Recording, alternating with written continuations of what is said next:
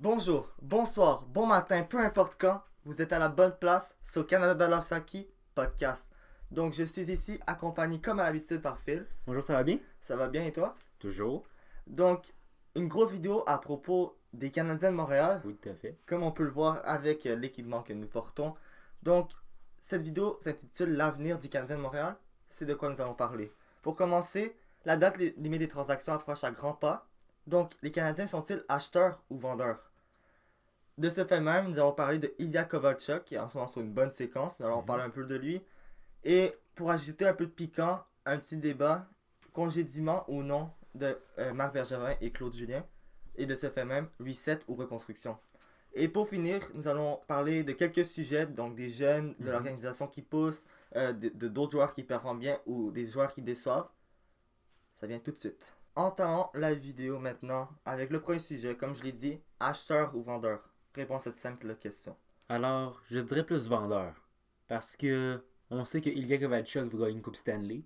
En effet, Ce ouais. qui m'étonnerait qu'ils veulent rester. Je sais qu'il adore Montréal présentement. On le voit à chacun de Sûr. ses buts. Il y a des magnifiques réactions. Et on le voit. On croit même qu'il y a une grande amitié qui se développe avec Carey Price présentement. On le voit. Quand il célèbre, oui, à la Ils fin. célèbrent ensemble à la fin. Ils sont contents, tout ça. Mais selon moi, le but final de Kovalchuk, c'est quand même d'avoir une coupe d'ici la fin de sa carrière. Ce qu'il n'a jamais eu. Moi, Et. Oui, vas-y. j'ai allé pour juste entamer. Moi, je voudrais pas qu'il soit vendeur. Parce que Bergeron nous a habitués à ce qu'il soit passif pendant les dates limites des transactions. Alors, je vois pas pourquoi cette année, en particulier, il déciderait on vend l'équipe et on recommence à zéro. Je sais que plusieurs personnes veulent ça, qui vendent Tatar, Kovalchuk, euh, Price, on parle même de Kerry Price, Weber. Ouais. Tout le monde parle de ça, de donner, mais est-ce que ça rapporte beaucoup aux Canadiens au final? Non. C'est ça, ça. Mais être acheteur, est-ce que Mm. ça rapporterait aux Canadiens? Je pense pas non plus. Il n'y a pas grands joueurs qui vont Non. les aider à long terme. C'est ça l'important, c'est Ouais. voir à long terme. Mais selon moi, ils vont être vendeurs. Je parle. Oui, ils vont être passifs, mais ils vont être plus vendeurs qu'acheteurs à la limite, Oui. avec un Kovalchuk, comme je dis. Puis plusieurs joueurs qui vont être signés, soit cette année, soit l'année prochaine. Moi, la seule façon que je les vois vendeurs, Mhm. c'est si, exemple Toronto, Mhm. les offre un Andreas Johnson ou un Kasperi Kapanen pour, on va dire, Tatar. Si il y a une offre comme ça, là, Bergevin Il va la considérer. il va considérer l'offre. Mais est-ce qu'il est au point d'être vendeur? Je le crois pas. J'ai vu ça, Jean-Charles, la joueur, Oui. qui avait dit que personnellement, il voudrait que les Canadiens se débarrassent de Carey Price. Ça ne sera pas maintenant, mais à Seattle, l'an prochain pendant le repêchage d'expansion. Parlons un peu de ça. Est-ce que Carey Price, tu veux le voir partir? La question c'est est-ce que moi je veux le voir partir ou est-ce que Est-ce qu'il- lui veut partir? C'est plus ça que je me demande. Est-ce que pour le bien des Canadiens et pour le bien de Carey Price, est-ce qu'il devrait partir? Pour le bien du Canadien, il devrait pas parce qu'on voit qu'est-ce qu'il a donné cette semaine aux Canadiens avec leurs 4 victoires en 5 matchs. Ouais. Je crois que c'est lui qui a fait les 4 victoires. C'est Lindgren qui a perdu, je crois. Lincoln a perdu. C'est ça. Alors, on voit qu'il est capable d'en donner encore du bon hockey. Pour le Canadien, il devrait garder. Mais pour le bien-être de Price, c'est seulement lui qui peut répondre à la question. C'est vrai. Price, est-ce qu'il veut passer toute sa carrière à Montréal? Mhm. Peut-être qu'il aime beaucoup la ville, mais est-ce que pour la partie hockey, il voudrait rester à Montréal? J'ai des doutes avec ça. Mais en même temps, est-ce que les Canadiens sont plus proches qu'une autre équipe de la Coupe? Moi, je dirais qu'ils sont plus loin que proches de la Coupe présentement.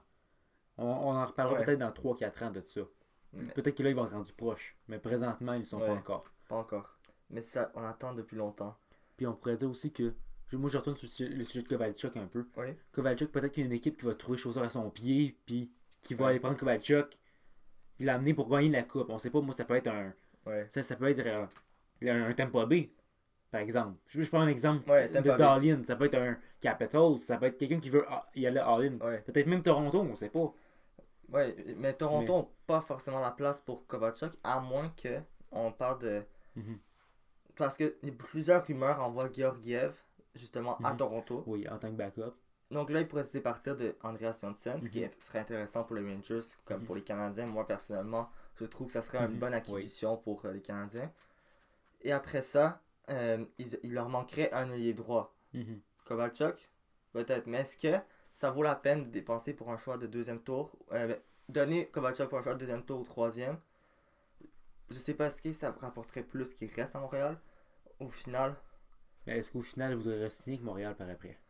c'est ça la question. Est-ce que parce qu'on sait que Kovalchuk a fait la mariole ces derniers temps. Mhm. Est-ce qu'il voudrait se tenter ailleurs à la fin? Mhm. C'est sûr que c'est son objectif. Oui.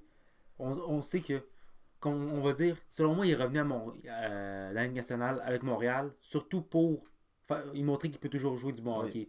Puis on l'a vu. J'ai vraiment aimé, dans de nombreuses reprises, on le voyait, aller en échappée. Il y a encore la vitesse pour. Oui. On l'a vu. On l'a vu 3 4 fois, je crois, y aller en échappé dans la dernière semaine.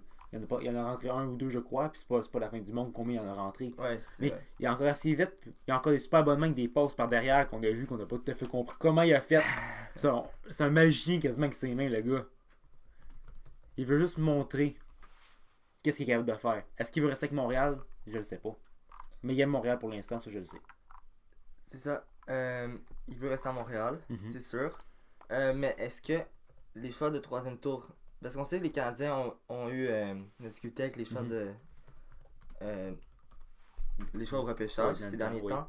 Mais est-ce que on parle de avoir des choix de troisième tour serait forcément une bonne chose? On peut regarder les dernières années. Euh, Par exemple, les Canadiens ont repêché Cal Fleury, Oui. au Qui joue troisième tour, présentement avec l'équipe. qui est, ouais, qui est bon. Mhm. Ils ont aussi repêché Scott Walford, on n'a pas entendu parler depuis. Non, il est Ça fait 2 ans. C'est ça. Repêché Will Beaton qui a été échangé Ouais, il a été changé.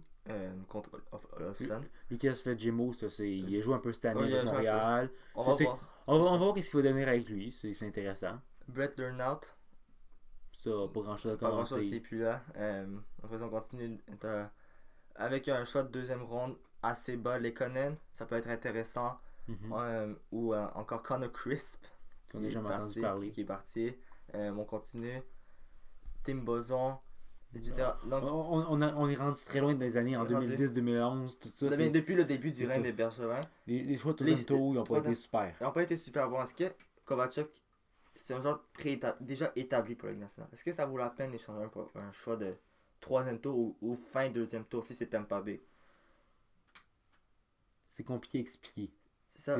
Si tout dépend de quoi l'équipe qu'il veut. C'est surtout ça. Ça dépend de Parce que, Kovacic surtout. exemple, oui, ça dépend de Kovalchuk, mais si je reprends mon exemple de Toronto.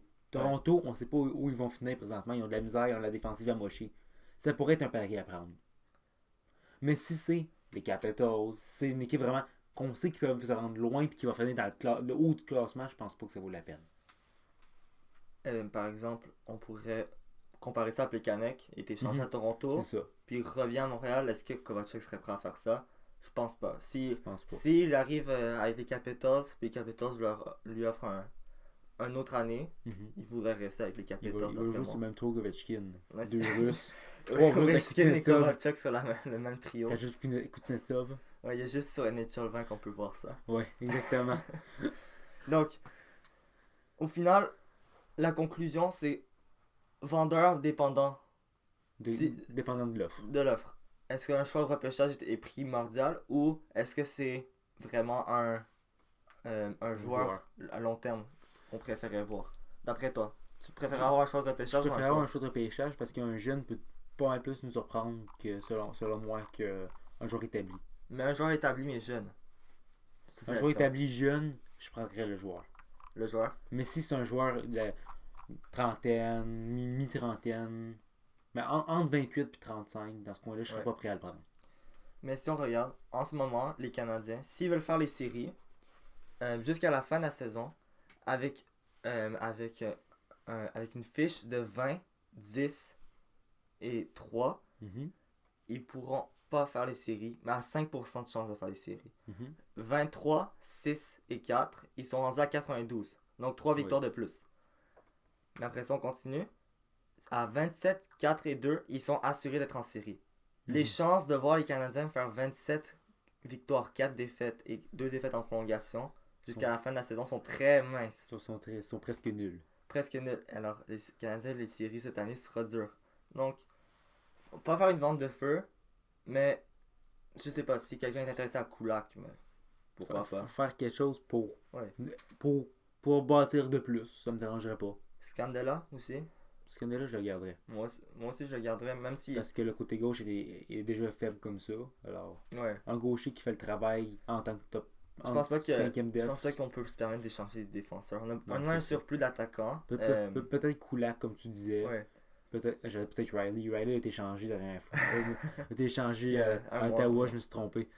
Désolé, mais en tout cas, Mais- c'est ça. Les Canadiens ont un surplus d'ailier, quatrième trio, troisième trio. Mhm. Ça peut être intéressant pour d'autres équipes. C'est à voir. Qui veut de la profondeur.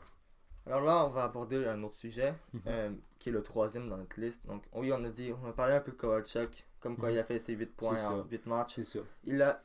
Il s'est démontré, il prouve qu'il est encore bon pour la Mhm. ligue. Donc, à voir dans son cas, ça dépend vraiment de lui, s'il veut Oui. rester ou non. S'il veut rester, d'après moi, Bergeron va s'assurer de le garder. S'il veut partir, il partira. Parce qu'on sait qu'il y a. À qu'est-ce qu'on entend, il y a un très bon leadership sur l'équipe déjà présentement. Un joueur de sa trempe, on en parlait un peu Ouais. dans notre ancienne vidéo, Ouais. pas le podcast, mais l'autre juste après. Ouais. On parlait de lui en tant que. Est-ce qu'il pourrait faire du bien à la chambre? Est-ce que ça pourrait amener un leadership que C'est ce qu'il Weber. a fait.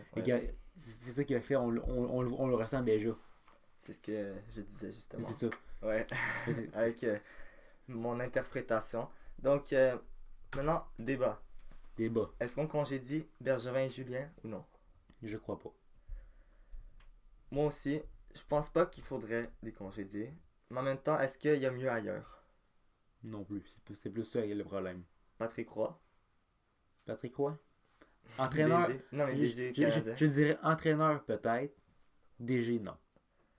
Après ça, on continue. Est-ce que Gérard Galland, comme entraîneur? J'ai regardé qui était à Vegas, je crois. Ouais, non? Oui. Vegas, qui a été congédié la semaine passée. Est-ce qu'il a déjà été coach de Montréal? Je crois pas. Hein. Je pense qu'il était adjoint. Adjoint possible. Oui, je pense qu'il était adjoint. Oui, Ça t'as se peut, raison. j'ai regardé. Oui, mais Gérard Galland, je pense que ce serait intéressant. possible parce qu'on a vu ce qu'il a fait pareil avec Vegas la première année. Puis on peut comparer un peu Montréal à Vegas la première année. Genre, il n'y a pas de joueur de premier trio, vraiment, mais tout ensemble avec le travail d'équipe, ils ont réussi à faire les séries puis se rendre en troisième ronde pareil. Ça pourrait être un candidat si Julien se fait congédier, mais ça m'étonnerait. Qu'il se fasse congédier. Parlant de Gérard Galland, Mhm. selon quelques informations, le jour de son congédiement, en fait, un jour plus tard de son congédiement, il a été aperçu à Montréal. Mhm. Selon quelques journalistes, Peut-être qu'il retourne seulement à la maison. peut-être, mais je pense que Gérard Galland, je connais pas son origine, mais je pense qu'il est ontarien, je suis pas sûr. Mais il me semble pas qu'il parle français. Oui, il parle français. Il parle bien français? Oui, il parle bien français. Ça se peut, j'ai regardé ça. Il est né, c'était Sunrise. à Summerside, donc île du Prince-Édouard. Ah, c'est ça. Elle du Prince-Édouard, c'est francophone et anglophone, c'est les deux. Ouais, donc ça se peut que Vraiment, il parle français-anglais. peut-être pas le meilleur français. Non, peut-être pas, mais il se débrouille, Oui, selon c'est moi. sûrement. Avec son nom, c'est Puis, sûr que la question, c'est est-ce qu'un francophone, c'est obligatoire à Montréal? ça, c'est un autre débat. Moi, je sais que c'est un débat. Mais après moi, non. C'est pas Non, obligatoire, mais c'est vraiment pour les partisans, pour qu'ils sentent Mhm. un lien d'attachement à l'équipe, c'est important pour le côté marketing. Mhm. Quand tu es dans une ville comme Montréal, c'est sûr que c'est important. Imagine, Mathieu, s'il va en Arizona, le nombre de billets qui vont se vendre, ça va augmenter parce que Oui, Mathieu, parce que Mathieu, il vient de là. il vient de là. Si tu prends Jonathan Huberdeau, les Mhm. Canadiens font une transaction pour Jonathan Huberdeau, Mhm. c'est sûr qu'ils vont préférer Huberdeau à À n'importe un joueur du même calibre. un joueur même calibre, mais qui est américain, Mhm. par exemple. Paturity, on va dire. Moi, pas tué, Et toi. c'était Paturity contre Huberdeau. Là, les gens étaient fous Mhm. de joie. Mais Ouais. là, quand c'était Tatar, les gens étaient indécis. Entre deux. Entre deux, mais finalement, Tatar prouve qu'il est bon. On a vu son beau Ouais. tir de barrage hier. Son beau but Oui. en prolongation et sa première étoile. Oui. Mais là, ça vient à Tatar, m'amène à un autre sujet. Mhm. Bergevin, c'est trois grosses transactions qu'il a effectuées. En fait, les trois seuls mouvements qu'il a fait, en vrai, si on regarde vraiment comme ça, c'est Weber pour Pour Subban, Subban. Paturity contre Tatar, choix de deuxième tour et Suzuki. Et Et Domi Domi Galchenyuk. Galchenyuk et Drouin Sergachev. Ces quatre mouvements-là, c'est les quatre seuls vraiment qu'il a fait en 8 ans, Mhm. depuis qu'il est en place avec les Canadiens. Parce que si on regarde, les autres mouvements sont tous des mouvements mineurs Oui. qui ramènent pas grand-chose. Ok, puis les Canadiens contre le choix de deuxième tour, Ok, on continue. Il a clairement gagné quand même Ouais. celui-là, Il a- mais Il a fait des bons moves, Mhm. mais il est un peu trop patient. passif. Passif, c'est ça, le bon mot. Est-ce que c'est ça ce qu'il veut faire? Est-ce que c'est ça ce qu'on a besoin pour un reset, être passif? Pour un reset, je crois que oui. Mais le Pour- reset va durer combien d'années si on continue La comme ça? question, c'est combien de temps les jeunes vont prendre à se développer, surtout. Parce que si on regarde On- les on- Canadiens, à chaque 5 ans, Mhm. il y a un nouveau plan. Il y a 5 ans, on nous avait dit, Benjamin est arrivé, il a dit, j'ai un plan, je vais le mettre en place. Oui. Il y a 2 ans, j'ai un nouveau plan, je vais le mettre en place. Oui. Dans 5 ans, ça va être encore la même chose. On est juste dans un perpétuel cycle. Puis après ça, Price va être échangé. Puis là, on n'aura plus de gardien. Après ça, Weber, il sera plus bon. Je crois pas que ce cycle-là va être pareil comme les autres. Parce qu'on a vu vraiment que l'équipe de recrutement au niveau du repêchage a fait beaucoup Ouais. mieux son travail que les autres fois. Selon moi, la boucle du cycle vient à cause des mauvais choix au repêchage qu'ils ont fait. Avec Les Nikita Sherbak, les McCarron, Sherbak, qui s'est fait McCarron, échanger il y a pas Tinordi, longtemps. ouais, C'est ça. Tinordi, ouais. Tout ça. D'après moi, ça vient de là. Parce que si on regarde, Kotkaniemi, oui, il a la difficulté cette saison, mais il a un très bon potentiel, puis on le Ça, voit. ouais. Suzuki, c'est un très bon move qu'il a fait. C'est un jeune. Il a pareil, genre fait, je crois qu'il a 27 points en 48 matchs. Il y a environ 1 point à chaque 2 matchs. Ouais. Il fait un très bon travail présentement, aux côtés de Domi et Armia, je crois. Ouais. Et on voit Fleury. On Qui- voit Fleury au Oui, troisième tour. C'est ça, On toujours au voit troisième tour. On voit. Mété, cinquième c'est ça, tour. c'est ça. On voit Peeling, premier Oui, tour. c'est ça. C'est sûr que là, les jeunes poussent. C'est ça. Plus de jeunes arrivent, ce qui est intéressant. Mhm. Mais là, Caulfield, Caulfield, qui qui va devrait venir. arriver l'an prochain. C'est ça. Mais là, par exemple, est-ce que les Canadiens seraient meilleurs avec Brady Tkachuk et Kotkaniemi? Parce que Brady Tkachuk, en ce moment, si tu regardes, il est quatrième Mhm. dans l'histoire des sénateurs. Quatrième meilleur pointeur après 2 saisons. Ces 2 premières Oui. saisons. Mais la question, c'est pas présent. Présentement, oui, d'après moi, le Canadien serait meilleur avec Brady Tkachuk. Mais plus tard, Mais sur le long terme, ça serait à voir. Parce que, c'est à voir. qu'est-ce qui fait dire que Kenimi va pas débloquer la saison prochaine? Qu'est-ce qui va dire. Ouais. Qu'est-ce qui fait dire que peut-être que Brady Je sais Tkachuk pas, j'enlève rien à va avoir une Kotkaniemi. blessure très grave? On ne sait pas ça. On voit pas le futur. Ouais. Pour le moment, ça serait mieux que Brady Tkachuk. Mais sur le long terme, on le saura jamais. J'enlève rien à Kotkaniemi. Mhm. Il a du talent. Mais c'est juste, ça lui prend du temps. C'est sûr qu'il a juste 19 ans aussi. On peut Mhm. pas être trop exigeant avec un jeune de Mhm. 19 ans. C'est à voir dans son cas. Donc on s'entend. Le congédiement, c'est pas ce qui vaut la peine en ce moment. Pour le moment, non. Même Claude Julien, il fait son travail. Mais la seule chose que je reproche un peu à Claude Mhm. Julien, c'est Mhm. juste. C'est pas le meilleur coach pour le développement des joueurs. Non, mais c'est pas le pire non plus. C'est pas le pire, mais quand t'as un jeune qui fait une erreur, Mhm. t'as le pas benché. C'est quoi le but de rappeler Vedemo, par exemple, et le faire jouer 5 minutes, 5 minutes pendant le match? Mhm. Si tu veux faire la place aux jeunes, laisse-les jouer. Mhm. Les fans, s'ils chialent pour des jeunes, les fans veulent de la jeunesse, Mhm. mais ils sont pas prêts à endurer les erreurs. Ça fait pas de sens selon moi. Oui. Si on veut aller avec les jeunes, il faut les laisser jouer. Mais dis-toi que le reset va passer par les jeunes. C'est ça. C'est ça. Si ça, on comprend bien, c'est ça Mais le c'est plan. pas en jouant 5 minutes par match C'est pas en que jouant 5 Vedemo minutes. pour se démontrer. On voit Nick Suzuki joue quasiment 20 minutes par match présentement. Ouais. Puis, il fournit Suzuki- 1-2 points par Suzuki match. impressionne. Oui, il C'est impressionne. Toi qui disais pour le Calder la prochaine fois, je pense pas voir le Calder. S'il rajoute comme ça dès le début de la saison, Ouais. peut-être. Peut-être. D'après moi, c'est juste le temps qu'il prenne sa place. Puis que. Bon. J'ai hâte de voir où est-ce que Suzuki va mener surtout. Ouais, je suis d'accord. Suzuki, c'est le futur. Mhm. Avec Kotkaniemi, comme Oui. j'ai dit, Peeling aussi. Donc, on continue avec ça. Donc, si on regarde un peu à part ça, Mhm.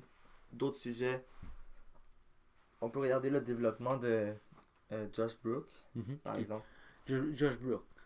Ben, on va commencer avec lui. Il y a de la difficulté un peu cette saison avec Laval, à qu'est-ce qu'on Ouais. entend de là. Mais on voit vraiment qu'il y a un potentiel offensif avec ce joueur-là. Ouais. On l'a vu dans sa saison junior précédente, Ouais, je pense qu'il y a eu un point quasiment à chaque 2 matchs. je ouais, crois. ça, c'est ce que Ça. Il y a un potentiel offensif avec ce joueur-là. Mais un droitier de plus à Montréal? Je dis pas une transaction, mais je dis un droitier de plus. Fleury, Petrie, ouais. Weber. Mais on continue. T'as tous ces défenseurs, mais après ça, t'as T'as aussi Leskinen, mais il est Leskinen. gaucher, il me semble. Oui, Il a gaucher. joué Un peu. 2 matchs, mais il a fait des erreurs. Il a fait beaucoup d'erreurs. Mais il est jeune. Un défenseur, il doit se rendre à Mhm. 25 ans pour vraiment À son plein potentiel. ouais, son plein potentiel. Physiquement et Ouais. niveau genre, sur la patinoire, la qualité de jeu qu'il va nous donner. Mais aussi, on a parlé un peu de Brook, il y a aussi Primo. Primo. Troisième blanchissage Oui. hier soir. Primo, il va arriver, il va. Selon moi, Primo l'année prochaine va avoir le rôle de backup. Charlie Lindgren peut-être échangé à une transaction. Si Peut-être quelqu'un est possible. intéressé. Parce que Lindgren, il a fait pas mal Ouais. dans la Ligue nationale. Dans la Ligue américaine, il y a de la difficulté, c'est ça que je comprends pas. Dans la Ligue américaine, il y a des difficultés, mais dans la Ligue nationale, il fait Parce que la bien. Ligue nationale, il se dit Je me force. je dois me forcer, sinon c'est ma seule C'est ça, c'est opportunité. ma seule opportunité. Non, ça. Mais le problème, c'est qu'à chaque fois avec lui, l'opportunité revient. Ouais. Il n'y a jamais eu de deuxième. Il y a tout le temps eu une deuxième chance. Deuxième, troisième, quatrième. Parce que Primo n'est pas encore prêt à être backup. Il a fait son travail quand il a été rappelé. Primo, selon moi, il serait capable s'il pourrait jouer plus souvent, je parle dans la Ligue nationale. Ouais. S'il ferait pas juste un match à chaque 2 semaines, genre. C'est ça, parce que Price a besoin d'un gardien C'est qui est ça. capable de jouer plus souvent. Bon. Pour le futur, Mhm. Primo. Oui. Leskinen, on Oui. en parle un peu. Ben, Leskinen, on verra Dev Top 6 selon moi Mhm. maximum. Oui. Peeling, qui fait un bon travail à Montréal. Puis j'aime beaucoup son énergie qu'il apporte. Puis il y a un travail, genre. Comment je faisais ça? Il travaille bien sur le long des rangs, c'est ça que j'aime vraiment de lui. Ouais. Aussi, il s'entend super bien avec Kanimi, les deux Il y a ensemble. une très bonne présence physique J'aime. qui complète un peu ce que Tanimi fait. Ouais. Donc, ces joueurs-là ensemble. T'as Kotkaniemi, on en a parlé Mhm. déjà. Suzuki, on en a parlé déjà. Et finalement, Cole Caulfield. Cole Caulfield. Finissons avec Cole Caulfield. Cole Selon toi. Caulfield. Alors, tu veux savoir quoi sur Cole Caulfield? Parce que je pourrais en avoir long à dire sur lui. Fais un bref résumé de sa saison en 30 secondes. De sa saison, on parle dans le championnat Le junior. Championnat junior. Dans le championnat aux junior, États-Unis. selon moi, c'est juste une impasse qu'il y a eu. Parce que Son ouais, gars. il a juste marqué un but. Selon moi, c'est juste une impasse. Ouais. Mais, si on regarde sa saison universitaire, il y a presque un but par match en plus des passes. Alors, je pense qu'il y a 18 joueur, buts ouais, dans un ce joueur. coin-là. Oui, il est petit. Oui, c'est pas le plus physique de tous les joueurs. Mais il sait où se placer puis il réussit à mettre dedans. C'est ce qui compte. Comme Ovechkin. Comme Ovechkin. Mais il n'a pas Bon, la puissance d'Ovechkin, c'est c'est- sûr. Mais Comme, on va pas comme De commencer. Bruyne 4. On va pas par commencer à exemple. comparer Caulfield avec Non. Ovechkin, Non, ça se non. fait pas. Mais Non. Ovechkin, il a la capacité de se démarquer à la même position à chaque fois et toujours de marquer dans la Oui, c'est position. ça. Donc, c'était un plaisir de parler avec toi. Comme d'habitude, un plaisir. Alors, on se reprendra la prochaine fois. Merci d'avoir regardé cette vidéo et à la prochaine.